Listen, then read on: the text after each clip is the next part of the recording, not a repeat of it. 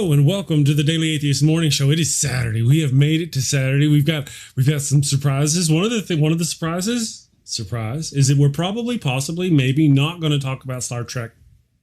Possibly. Maybe.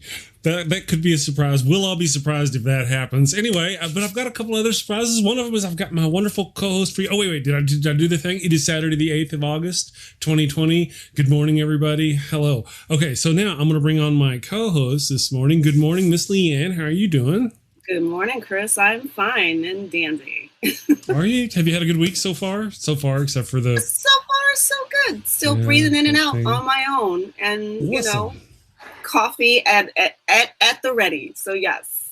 Wonderful. Well, all right. And we also have a guest. Kenneth Leonard is joining us today. Good morning, Kenneth. How are you doing? Good morning. I'm feeling great, caffeinated and ready to go. Ready to do the thing at the place. Awesome. Okay. All right. So before we get started, I just kind of want to say hello to everybody to the Damn Show over here. Good morning, everybody in the Damn Nation. The people in the chat. Let's see. Paul is here. P is here. Edward Chiriac is here. Valencia Burns. Hey, good morning. Nice to have you with you. Jedzia Dax. Good morning. Wait. Let's look at me. Jedzia Dax. Good morning. Nice to have you. Tons of mice. Best name ever. Good morning, Kristen. Nice to have you. Wonderful people. All of you. Thanks for joining us. Nerdy Rodent. Hey, hadn't seen you in Dare 3. Also, to the wonderful people on Facebook, good morning. Lots of people watch on Facebook. The YouTube reviewer every day. Got to go back and watch. Good morning to you. And to the people listening live on the podcast, I did hit the button. Good morning to you. So today we're doing sci-fi. And unlike which is me and Miss Leanne's general habit, today we've decided, because it's a favorite of Kenneth's, is we're going to do some killer AI, artificial intelligence, like Ex Machina, or, we could name any kind of AI. We don't want to talk about Star Trek, right? Data. Looking at you, Data. Anyway, so we're not going to talk about Star Trek, but we're going to talk about killer AI. So I've got a thing. Peep this, my homies. Let's see if I can do this. Are you ready? Why does it not work? It no worky. There we go. Huh? Ta-da! All right, so we're going to do different scenes. We got sci-fi stuff going on with our thing. So anyway, good morning. So artificial intelligence, huh? What's your favorite? Do you have an artificial intelligence favorite show? Put it in the chat down there if you don't mind. And target me. Put an at so I see it. At the Daily Atheist Morning Show, so I see it. Let's ask Miss Leanne first. Leanne. Oh, no. Let's go to the expert. Let's go. You want to go to him first? Yeah. Okay. I get nervous anytime someone even insinuates that I'm an expert in anything. But yeah, I mean. Well, I can.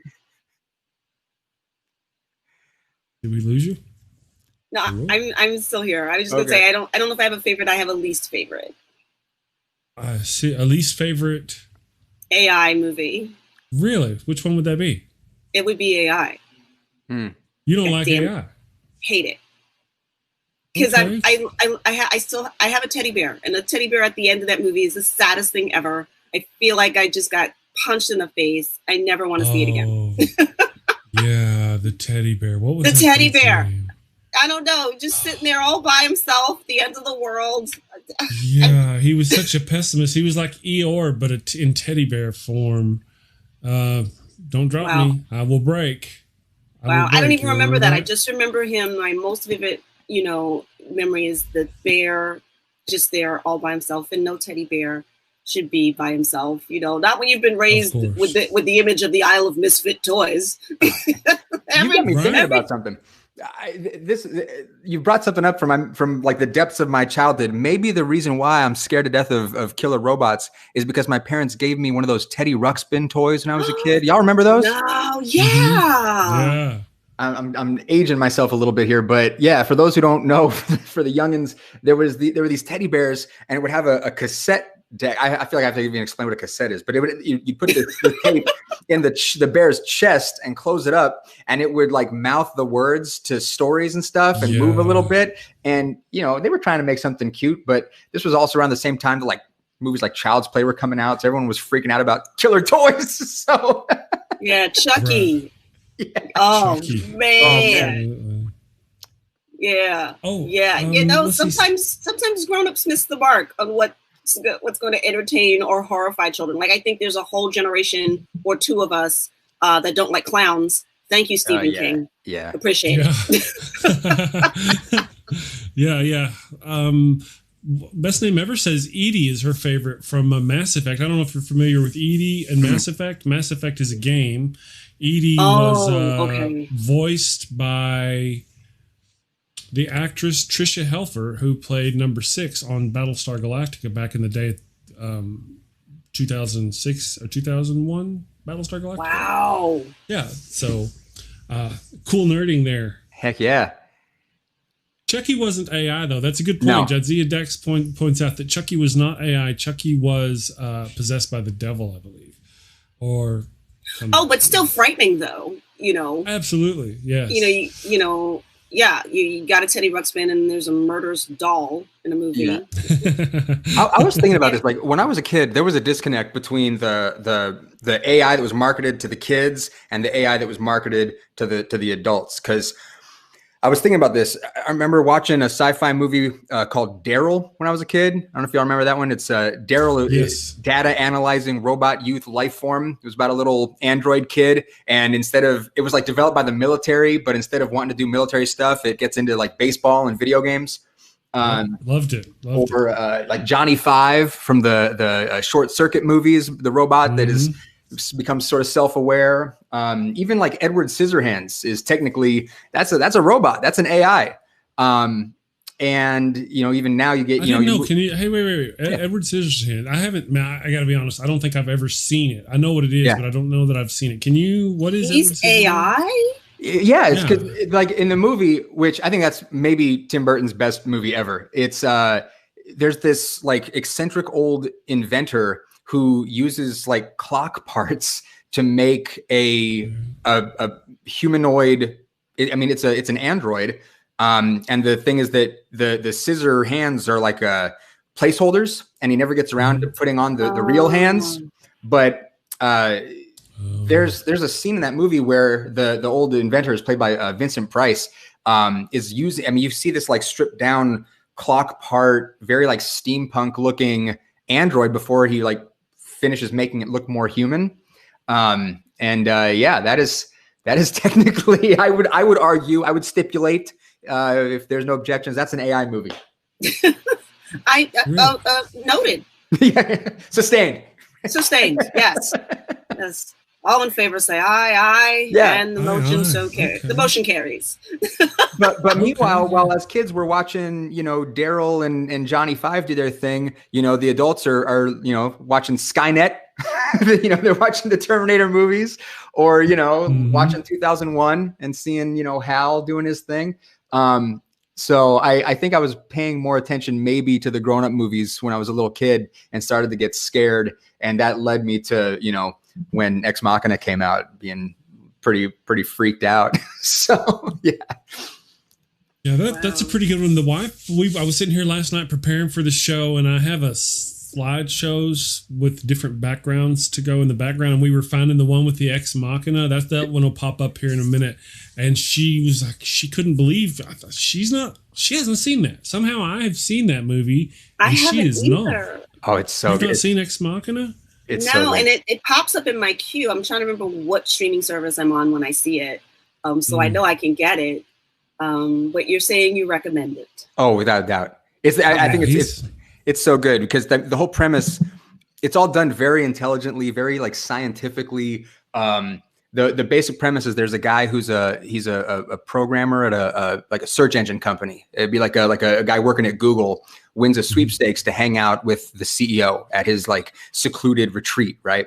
And he goes out to the boss's acreage out there and finds out he's going to be conducting a Turing test on an AI. And for those who don't know, a Turing test, that's when you test a machine to see if it can replicate intelligence to the point where it's indistinguishable from communicating with a human being.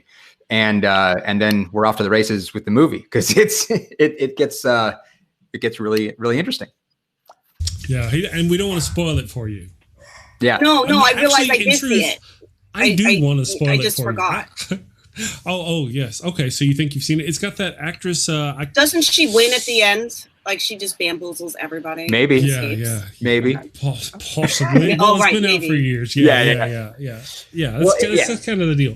I pretty much gave the wife a rundown. We lost her. Oh, She no. got all mad. She's like, "To hell with you! Spoiler alert!" And dashed. I think, yeah.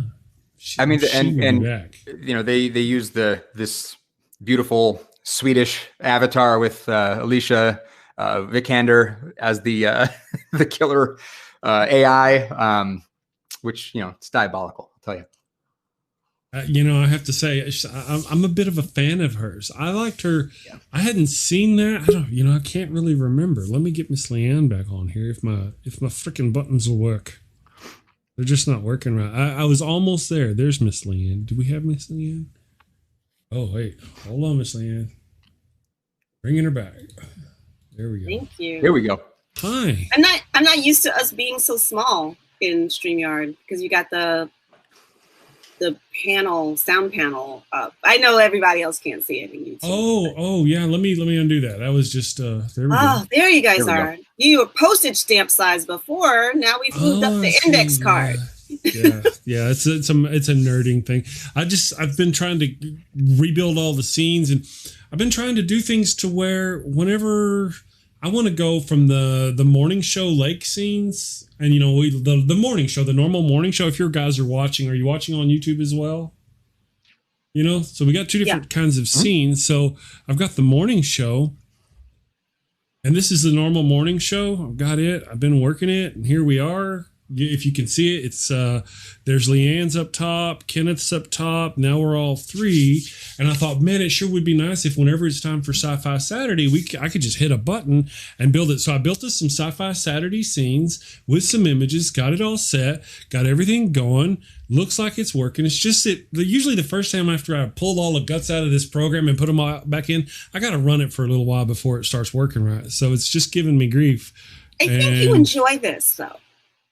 Yeah, because every week it's like, I was trying to change the rotation of the Earth, you guys, and guess what happened?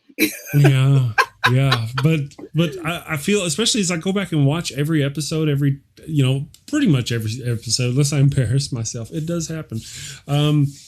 I try to watch everywhere, and it's like an entertainment value. What's the production? Does this look good? Does it look good when we did that? I don't know. I was just trying to make it gooder. So, and of course I made like my taser buttons. I got the taser button still. I don't have any flashing anymore. Got rid of the flashing anymore. But if anybody comes on and they haven't seen Star Wars or Star Trek, we have a solution for them. Wow. We can still taser them. Yes, I'm not, because that's definitely a bad sign. Red alert, right? Yeah. Sorry. I've been tinkering with the buttons. Yeah. Yeah, so. I see that. It might be time for you to step away from the bridge, sir. Right. You might need to spend a little time and send forward. But before you dropped out, we were talking about Alicia Vikander. Hello. Hello, can you? No, I just don't know what you said. You're talking about who's Alicia? Alicia Vikander. I'm Alicia Vikander from. She's the actress. She played the android in Ex Machina. Okay. Was she Lara Croft too? She did the. Yes, she was also Lara Croft. That's where I was going. Okay. I knew her more from Lara Croft than from. So I think I saw AI or Ex Machina first, probably not long after it came out. Faded away. Then I saw her in Tomb Raider. I was like, man, that's really cool. Hey, I like her. I know I've seen her from somewhere. Oh, AI. That's where I've seen her before. Kind of situation. I don't know if you're familiar with Tomb Raider, yes, Miss Leanne? I am. I mean, I'm not a Rabbit fan. Like, I guess there's been more than one. I can tell none of them apart. It's Tomb Raider. Gotcha. Well, yeah, she's out there raiding the tombs. Yeah, right. Yeah, doing the tomb thing. Yeah. Or I might be confusing that. Is that the one with? Oh, never mind. I get them. There's two different series. There's Alicia Vikander, the lady who we're talking about, who also played in Ex Machina. She played Tomb Raider in the new movies. And then there's the old movies with the actress. I can't remember her name right off. Angelina Jolie. Yeah. Okay, that's who I was thinking of. I was like, wait a minute. Yeah. Angelina Jolie wasn't Ex Machina, but then new version, right? New version. You get a day over 30 you know, as an actress in Hollywood, you got to play Angela Lansbury roles now. Yes. So. You know, when it kind of spinning back to the AI thing, in the new Discovery series, AI plays a big part in Doesn't that it? show. And yeah, okay. Now riddle me this, both of you. Any